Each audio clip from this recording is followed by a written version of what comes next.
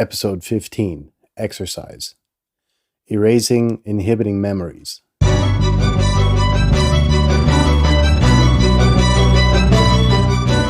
You're listening to the very best podcast in the world on health, wealth, and happiness. Please remember to leave a review and share with all your friends and family. And here is your host, Lars Hilser.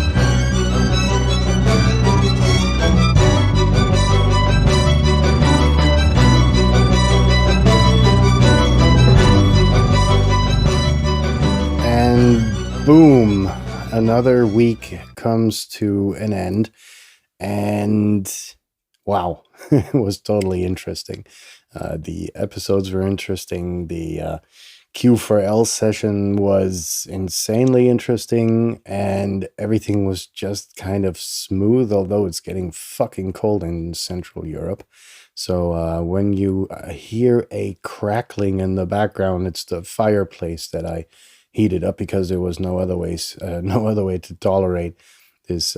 Not that it's really below zero, but it's this smudgy +5 kind of environment with rain and fog and ick.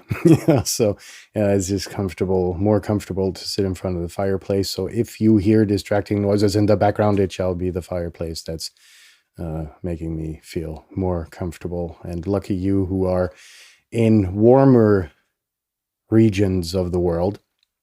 I hope a lot of you are, just for the sake of health and everything. Today's episode is erasing inhibiting memories. And what are inhibiting memories? I think that's, erasing is quite clear, but what are inhibiting memories? And I have to take a step back because inhibiting memories can be anything post-traumatic. I think that's quite the apt description of what I'm trying to say, but there's a wide spread on what that could be. It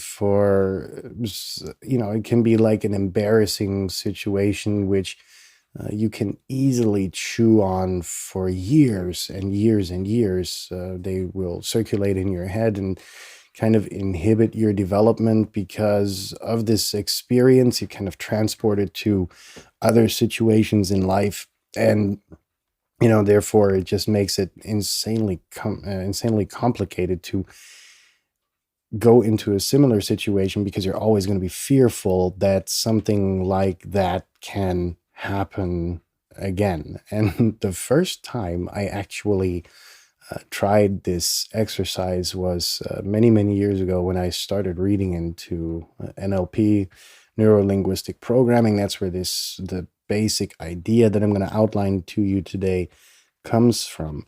And this was a friend of mine who walked into a courtroom on high-heeled shoes, and just before she entered the courtroom, she had lost one of the, what do you call them, like the bottom of the heel, the rubber part, I guess it is. She had lost that. So for years on end, it was complicated for her to wear similar shoes, just because she felt that this could happen again, and this noise that the shoes were making would have everybody look at her in a silly way, and so on and so forth. And so I kind of started this, where I first applied this exercise. This is anywhere between 15 and 20 years ago. And another thing, this is like the diet version of it, if you will. If you want the full flavor, this actually even works on a lot of people who suffer from PTSD, or post-traumatic stress syndrome. PTSD, no idea why the D is in it, but that. And it's even been reported to work on severe trauma, like rape victims, to not entirely get rid of the memory, because you're not going to, but to make it way more tolerable for the victim. Now, of course, the coolest thing is to find your oppressor and kick him in the nads a couple of times until he ain't going to do that again. But No such luck for a lot of people out there, and obviously this can be transported to anything negative that has happened to you in your life in the past. And so, therefore, I think it was kind of important to outline it to you. This doesn't work if you do it once, because the mind is always going to try to resurface this because it's more a the example I mentioned in the beginning, with this lady walking into the courtroom. Your mind tries to protect you in a very bizarre way from experiencing something like that again. And so it's always going to try to resurface this thing. Therefore, it is kind of important that you redo this exercise, which makes it valuable to do at on over a weekend where you can lock yourself up. Those of you living in the northern hemisphere, if not now, then what is the most or the best time of the year to do that? When the shitty autumn weather starts to kick in. So I have to issue a word of caution. When you begin with this exercise, it is imperative that you try to relive the situation or the trauma in as much detail as you possibly can. Utilize that, what your mind has stored. It's going to be painful for a lot of people, but the pain is going to subside when you adhere to what I'm about to tell you. And in essence, if you've done this a few times, the memory should be, depending on the severity of the trauma, either entirely gone or significantly reduced. So the procedure for deleting them from your mind is, as I just mentioned, in the first phase, trying to go through the trauma as detailed as possible in front of your in front of, or in your mind. Relive it, and relive it with as much detail as your mind will allow. If there were special smells, you need to include them. And if there were special temperatures, if it was either severely hot or severely cold, or if you felt pain, you're going to have to include that in what I would like to call, for a lack of better terms, a movie that you're going to need to be playing in your head. And what I need you to do now is, when you have created this movie of the situation, with all the details included, I need you to play this movie backwards in your mind, right? So go from end to beginning with all the sensations that you experienced, and do that over and over and over again. I know this is, at this stage, it's still going to be insanely painful, but bear with me.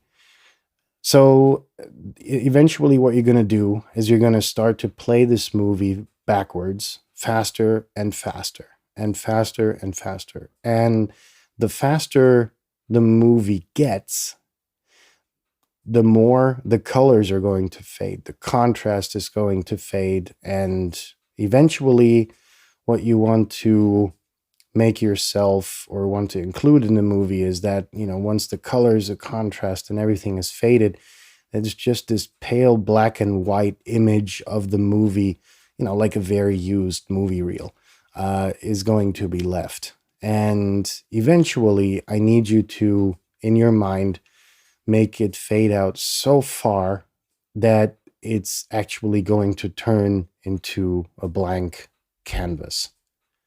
And that is, in essence, the exercise. I've worked with it quite a few times. It's worked on a variety of situations, on a variety of different traumas in different severities.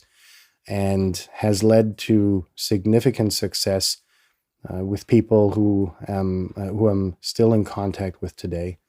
And I hope it does the same for you. If you have further questions, please don't hesitate to reach out. The email is theverybestpodcastintheworld@gmail.com.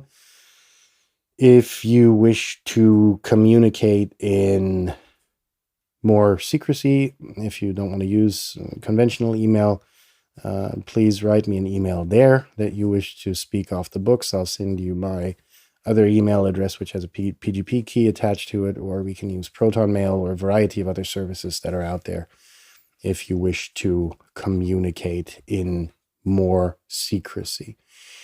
In that sense, and everyone is going to have had such an experience, be it either, something minute, like I mentioned in the introduction, that you, felt kind of ashamed of something because something happened.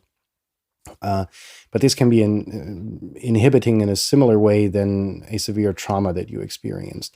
So it's the full bandwidth. And I know each and every one of you is going to have had such an experience. So dig up that experience. It's a fun exercise for a lot of people, a painful one for some, but the pain is going to fall victim to this exercise. In that sense, I wish you a very good weekend. We're going to hear from each other on Monday, and keep them coming, folks. Write emails, ask for your experiences that you've made with this exercise. If you've got feedback or criticism, I can handle it. Please email me that as well, and I will try and include it in future episodes. Yeah, I think there's nothing left to say than goodbye and have a nice weekend. See you guys on Monday.